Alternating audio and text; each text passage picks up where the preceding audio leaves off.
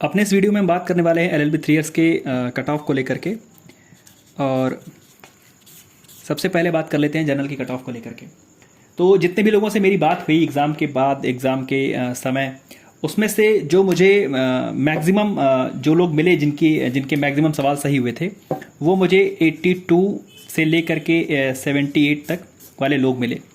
तो और पिछले साल के अगर कट ऑफ की बात की जाए तो पिछले साल की कट ऑफ भी लगभग इसी के इर्द गिर्द थी।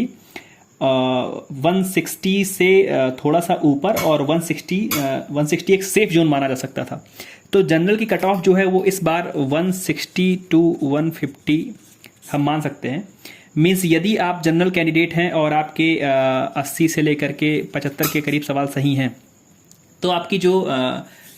जो स्थिति है वो सुरक्षित स्थिति है, और आप 3 इयर्स में एक जनरल कैंडिडेट के तौर पे एडमिशन लेने को आपके लिए चीज़ें आसान हो जाती हैं। और यदि आपका 160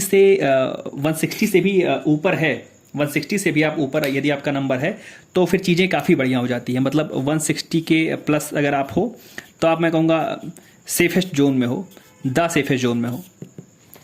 और कट ऑफ कहाँ तक जाएगी उसकी बात अभी मैं बाद में करता हूँ।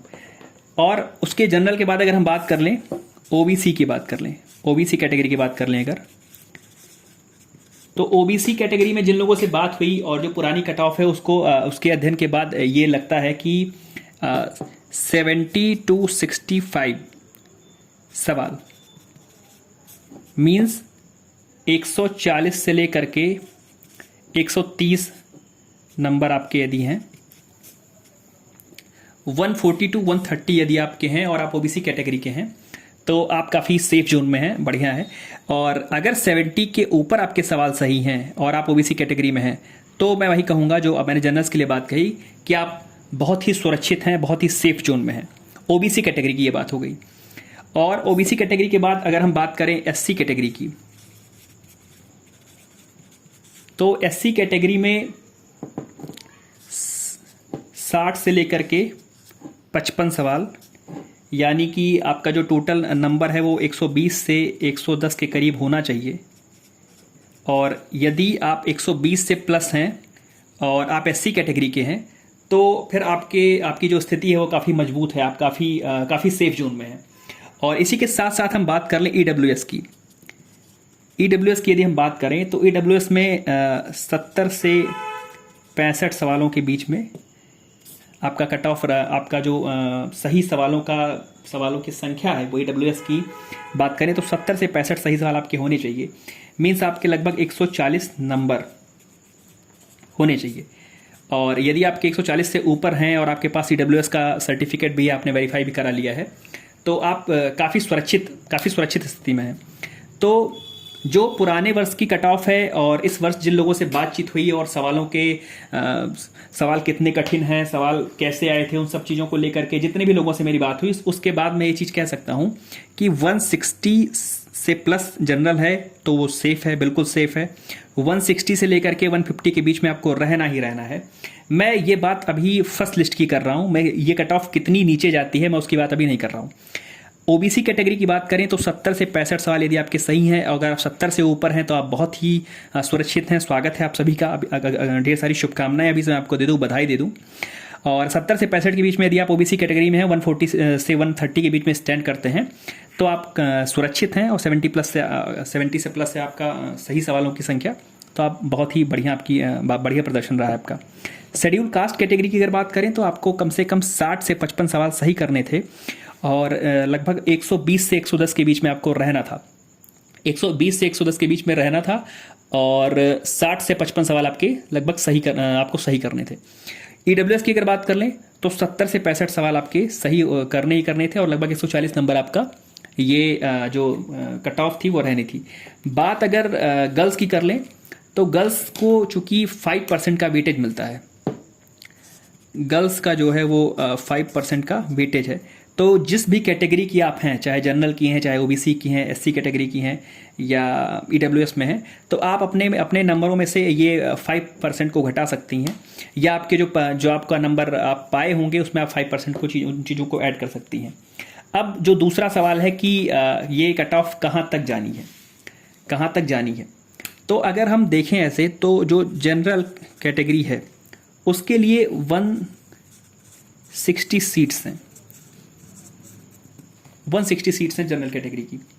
अब मान के चलते हैं कि जो जनरल में जिसकी फर्स्ट रैंक है, फर्स्ट रैंक को अगर हम कहें कि 165 या उससे ऊपर नंबर हैं, तो मैं ये नहीं कह रहा कि एक ही नंबर पे कई सारे लोग स्टैंड नहीं करते हैं। कई बार ऐसा होता है कि 165 या 150 या 155 कुछ किसी भी नंबर पे एक ही नंबर पे एक से अधिक लोग होते हैं, बहुत सारे लोगों के सेम नंबर होते हैं। लेकिन यदि हम उसका डिटेल एनालिसिस करें तो ये मान सकते हैं कि ये 165 जो जनरल का है, ये जैसे जैसे नीचे आएगा 164, 160, ऐसे अगर हम इसको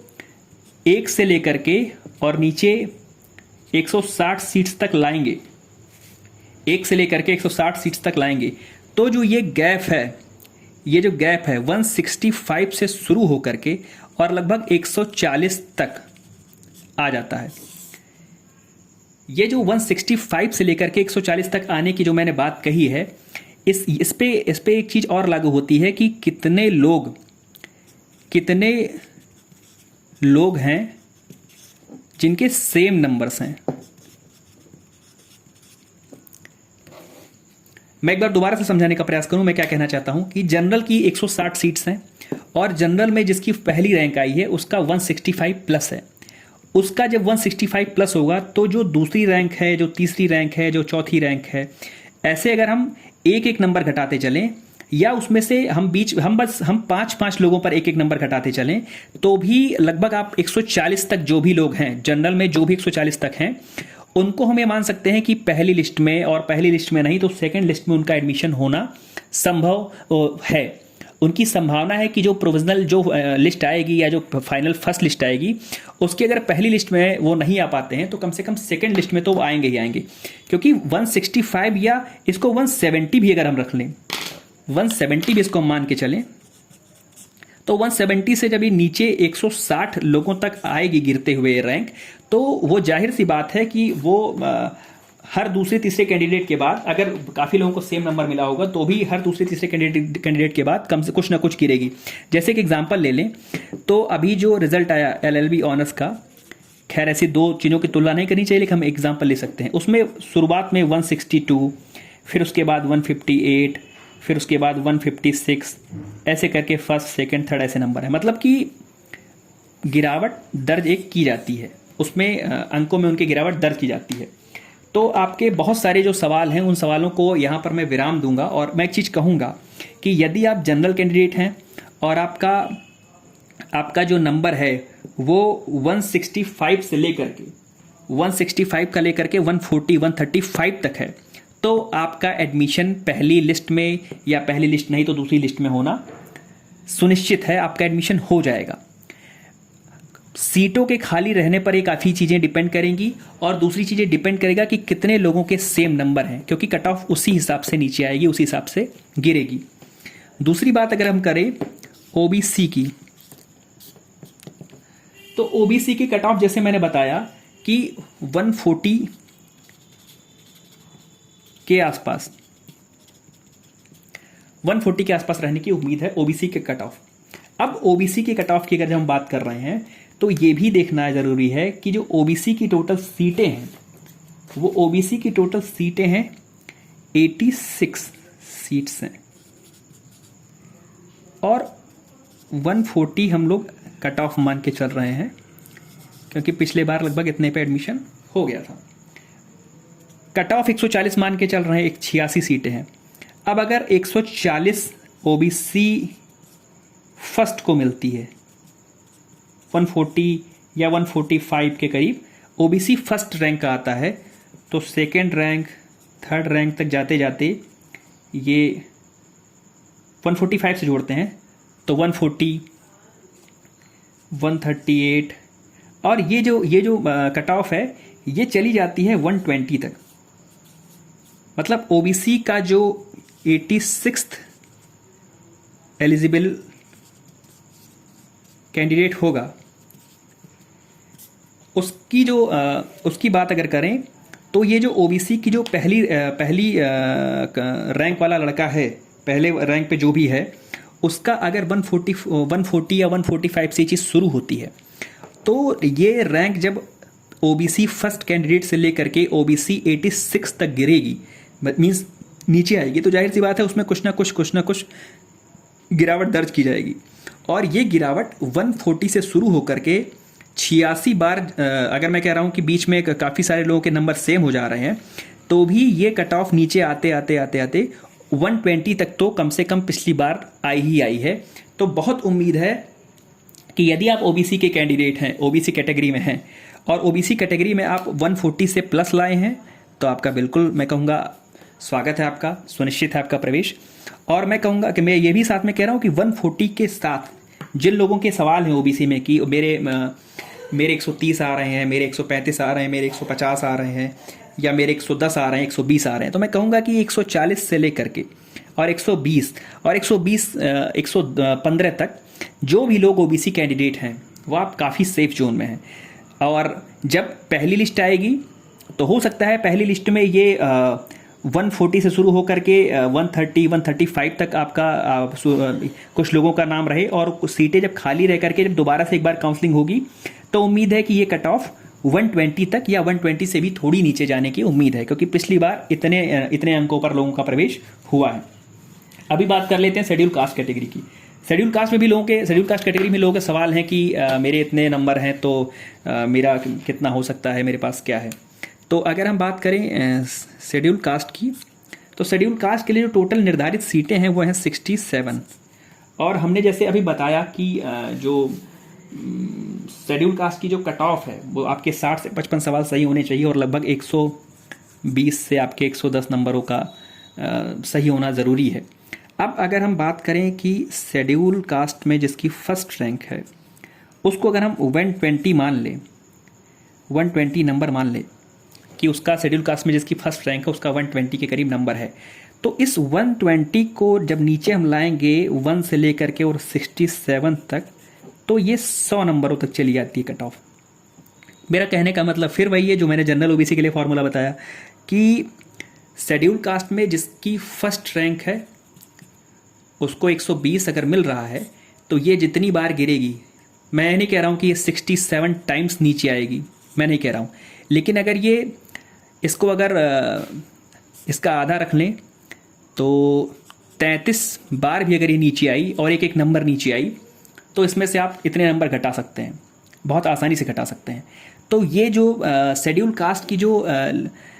मिनिमम बोलेंगे, मिनिमम कट ऑफ है वो 100 के आसपास रहने की, 100 के नियर अबाउट रहने की उम्मीद है। अगर आप शेड्यूल, आपके सवाल जो भी मुझे मिले उसमें आपने बताया कि मेरा शेड्यूल कास्ट कैटेगरी है और उस कैटेगरी में मेरा 70 सवाल सही है, 60 सवाल सही है, 50 सवाल सही है, तो मैं आप सभी से बोलूँगा कि धैर्य रखने की आवश्यकता है, फाइनल कट ऑफ का वेट करने की आवश्यकता है। और इन सभी के साथ में जो आपने पूछा था कि पुराने समय में क्या हुआ था, तो जो पुराने लोगों की बात करें तो ये कट ऑफ 120 से शुरू होकर के 110 से आते आते और नीचे 100 तक आ गई थी। 100 तक पे एडमिशन शेड्यूल कास्ट कैटेगरी में हो गया था। अभी बात कर लें शेड्यूल ट्राइब्स की। अमूमन देखा गया है कि ये सीटें खाली रह जाती हैं, लेकिन हम चर्चा करना ज़रूरी समझते हैं। शेड्यूल ट्राइब में जो सीटें हैं वो टोटल 6 सीटें हैं, और 6 सीटों पे शेड्यूल ट्राइब में 6 सीटों पर अगर आपने लगभग 50 सवाल सही किए हैं, 50 क्वेश्चंस आपके सही हैं और आपको 100 नंबर मिला है, एसटी की कट ऑफ को अगर हम 100 नंबर से शुरू कर दें तो ये जो कट ऑफ है ये 90 और 85 तक चली आती है, क्योंकि एसटी के कैंडिडेट बहुत कम होते हैं, बहुत कम लोगों ने एसटी में अप्लाई किया होता है, और ये कट ऑफ इतनी नीचे आकर के 90 से 85 के करीब आकर के रुक जाती है। और एसटी में अगर आप हैं तो 90 से 85 तक आपका एडमिशन होना काफ़ी उम्मीद है कि हो जाता है। और इन सभी ऐसा नहीं है कि मैं गर्ल्स के लिए बात नहीं कर रहा हूँ, मैं गर्ल्स के लिए इतनी सी बात कहूँगा कि गर्ल्स को 5% का वेटेज मिलता है, और ये जो 5% का वेटेज है ये आपका मान लीजिए x नंबर है तो x + 5% कर लीजिए, और ये जो आएगा ये आपका ओरिजिनल मेरिट होता है। और दूसरी चीज़ है, अगर मान लीजिए आपकी जो कट ऑफ नॉर्मल तरीके से देखी जाए तो एक्स है, तो उसमें से आप -5% कर सकती हैं, जो कि आपका कट ऑफ हो सकता है। ये केवल गर्ल्स के लिए मैं बता रहा हूँ 5% के वेटेज वाली बात। और अभी बात कर लें EWS की। EWS की जब हम बात करते हैं तो EWS का जैसे मैंने बताया कि लगभग ये चीज़ जो जा रही है, कट ऑफ जो जा रही है वो लगभग जा रही है 70 क्वेश्चंस 140 नंबर्स। अगर मैं फिर से एक पुराना जो एग्जांपल है उसको अगर दोहराऊं तो LLB ऑनर्स में देखा गया, ये 5 ईयर कोर्स में देखा गया कि जो जनरल का टॉपर है, जनरल का टॉपर का मतलब मेरा है कि जो उस पूरी मेरिट का टॉपर है वो जनरल है और साथ ही साथ EWS भी है। यदि इस चीज़ को यहाँ भी समझा जाए तो अगर उस चीज़ को अगर यहाँ भी समझा जाए तो जैसे मैंने कहा कि जो जनरल की कट ऑफ है वो लगभग 165 तक जा रही है, 165 तक जा रही है जनरल की कट ऑफ। अब मानते हैं कि यही EWS भी रहेगा, मान लेते हैं कि यही EWS है, तो EWS में जो 1 होगा उसकी कट ऑफ 165 चली गई। लेकिन अभी अगर मैं बात करूं कि इसमें EWS 2 में अगर मैं बात करूं कि EWS 2 में कट ऑफ कितनी जाएगी,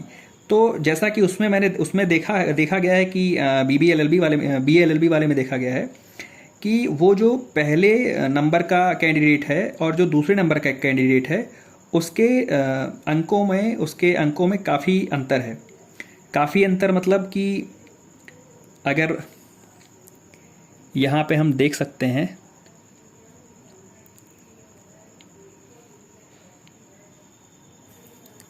मैं दिखाने का प्रयास करूँगा कि ये शायद दिख रहा होगा। ये जो पहली रैंक जिनकी है ओम त्रिपाठी की, इनकी जो कट ऑफ है वो है फर्स्ट, इनकी जो कट ऑफ है वो है 162 EWS की, और जो EWS 2 हैं उनके जो नंबर हैं वो है 147 और जो 3 हैं वो है 146। तो इसी एग्जाम्पल को साथ में अगर हम रखें, अपने साथ रखें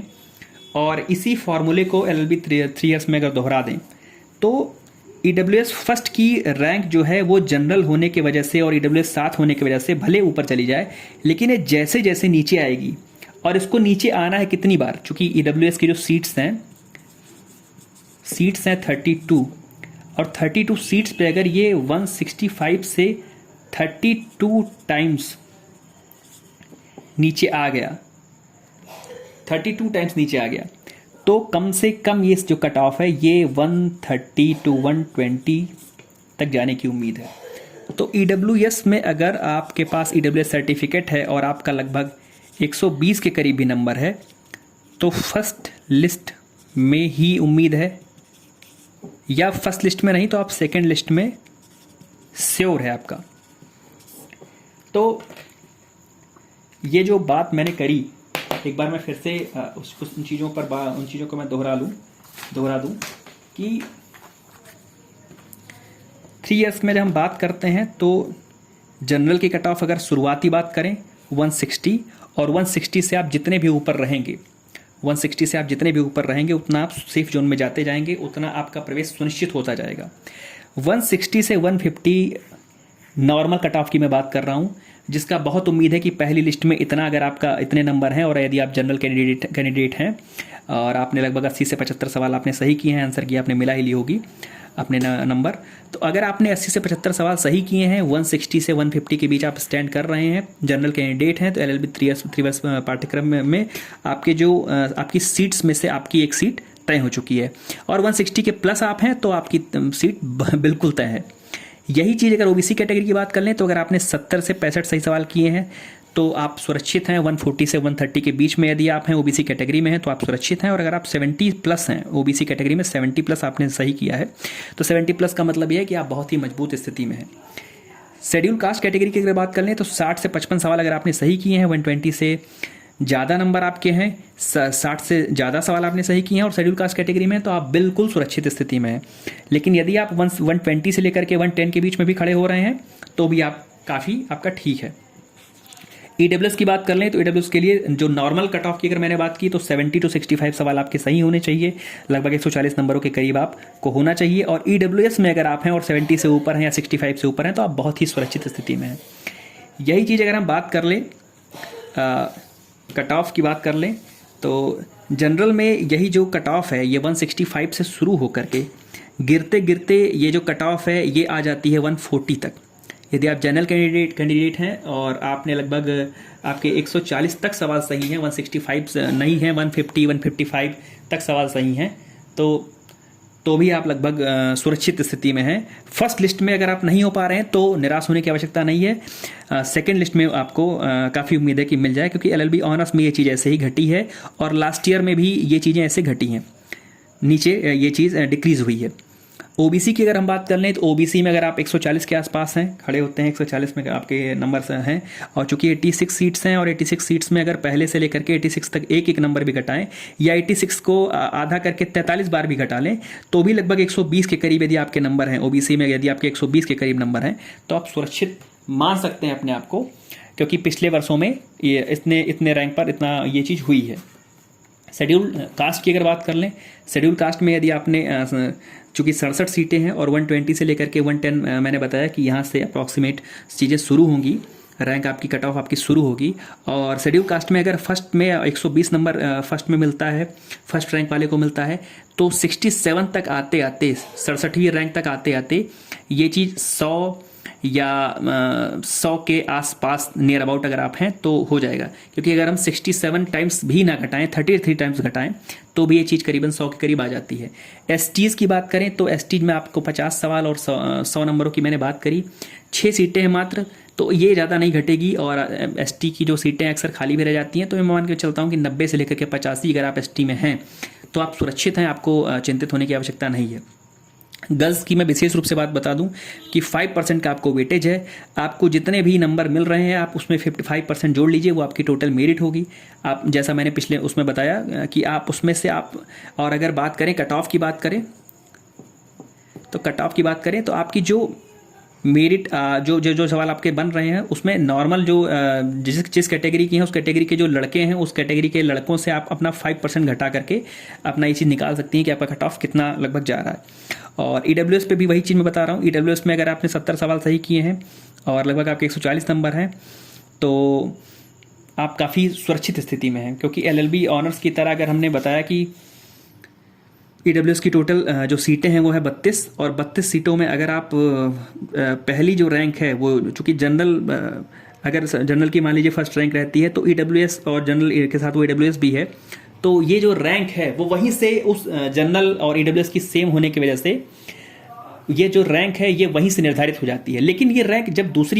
सेकंड की बात करें, जो दूसरे नंबर पर जो भी होगा वहाँ पे वो रैंक घटती है, जैसा कि एलएलबी ऑनर्स में देखा गया कि ईडब्ल्यूएस फर्स्ट की 162 है लेकिन ईडब्ल्यूएस सेकंड की 147 है और थर्ड की 146 है। 15 नंबरों का अंतर केवल पहले और दूसरी वाली रैंक के बीच में है। तो अगर उसी तरीके से यहाँ पर देखें और पिछले वर्षों की बात करें तो पिछले वर्षों में भी यही हुआ है कि ईडब्ल्यूएस फर्स्ट ईडब्ल्यूएस फर्स्ट और ईडब्ल्यूएस सेकंड के बीच में करीबन ये जो फासला है ये 165 से शुरू होकर के 130 और 120 तक आ गया। 120 खास करके लिए मैं गर्ल्स के लिए बोल रहा हूँ, अगर आप लड़की हैं मतलब महिला कैंडिडेट हैं और आपका 120 है तो, और ईडब्ल्यूएस का फर्स्ट लिस्ट में नहीं तो सेकंड लिस्ट में 120 तक हो जाने की उम्मीद होती है। तो ये तो आपके सवालों का जवाब था आपके कट ऑफ को लेकर के। और कट ऑफ के बाद एक और चीज़ की बात कर लें, आपने आप कॉलेज के बारे में आपने पूछा हुआ है, कॉलेज कौन से कॉलेज ठीक हैं, कौन से कॉलेज बढ़िया हैं, ये हैं। तो उसमें मैं बता दूं कि जैसे डीएवी कॉलेज हो गया, डीएवी कॉलेज हो गया, सिया कॉलेज हो गया, जेएनपीजी हो गया, केकेसी हो गया, तो ये जितने भी लगभग कॉलेज हैं ये सब अपने खुद के एंट्रेंस खुद से कराते हैं। अभी जो कि काउंसलिंग पोर्टल खुला नहीं है तो मुझे इतना आइडिया नहीं है कि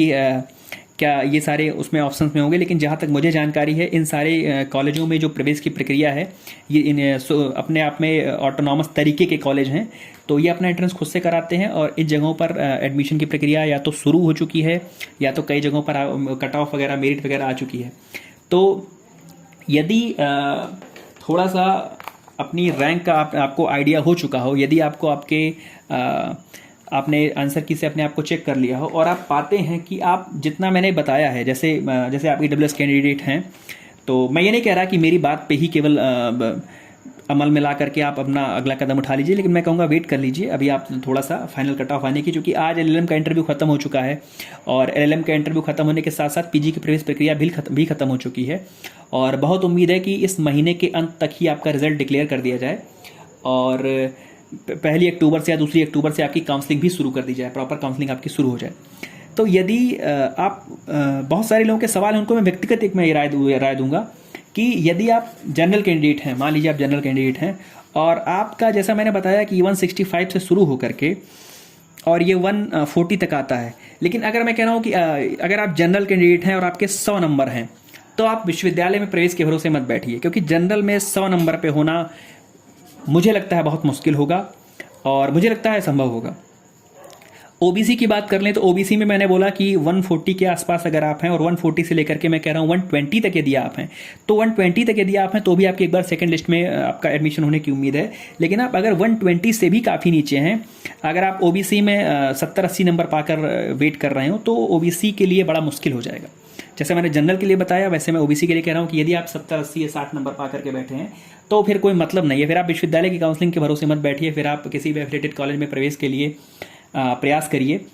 और वही चीज़ अगर मैं एससीज़ के लिए कहूँ तो एससी कैटेगरी के जो लोग हैं जो 120 से 110 के बीच में या 120 के ऊपर उनका आ रहा है आंसर की में उन्होंने चेक किया हुआ है, तो आप सुरक्षित हैं, तो आप विश्वविद्यालय की काउंसलिंग का वेट करिए, विश्वविद्यालय की काउंसलिंग में भाग लीजिए, सब बढ़िया है। लेकिन यदि आप शेड्यूल कास्ट कैटेगरी के हैं और शेड्यूल कास्ट कैटेगरी के होने के बाद आपका 50 नंबर है, 40 नंबर है, 60 नंबर है, तो आप प्लीज़ विश्वविद्यालय की काउंसलिंग के भरोसे आपको नहीं बैठना है। और वही चीज़ इस चीज़ के लिए है, 90-85 मैंने बोला, 100 से लेकर के 90-85 तक मैं बता रहा हूँ। और 85 के बजाय अगर आपके इससे भी 10-20-50-30 नंबर कम है तो प्लीज़ आप काउंसलिंग का वेट नहीं करें। गर्ल्स के लिए भी मैंने वही फॉर्मूला बताया, गर्ल्स भी अपनी कट ऑफ को चेक कर लें एक बार। और EWS का भी जैसे मैंने बताया कि वो 140 नंबर से शुरू होकर के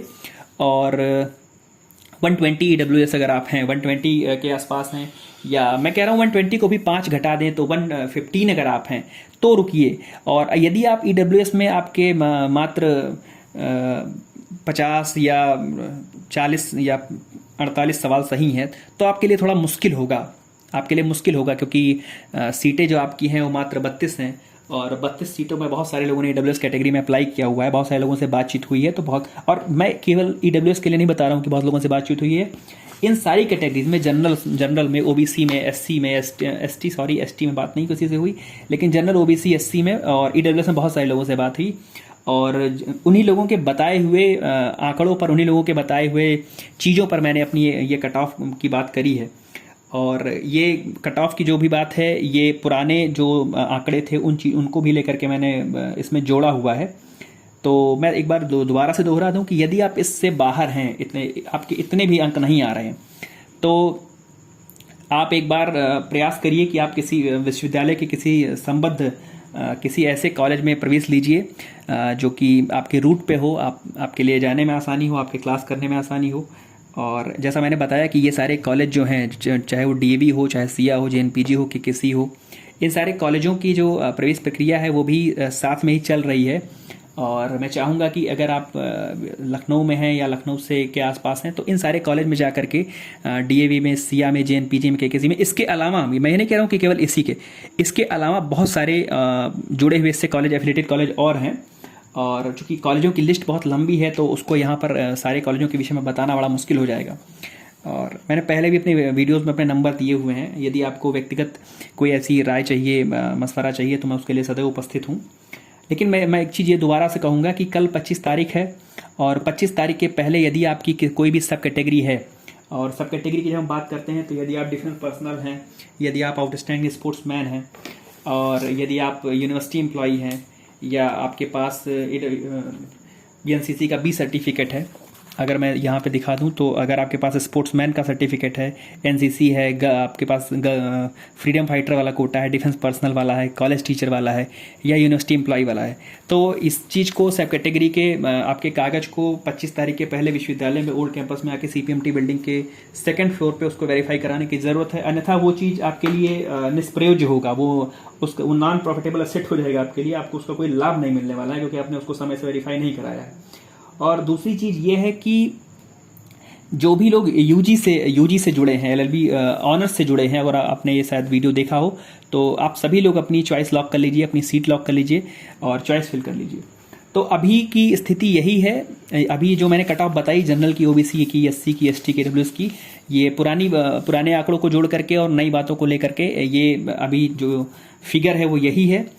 और उम्मीद करता हूँ कि जल्द ही रिजल्ट आ जाएगा और जल्द ही आप लोगों की काउंसलिंग शुरू होगी।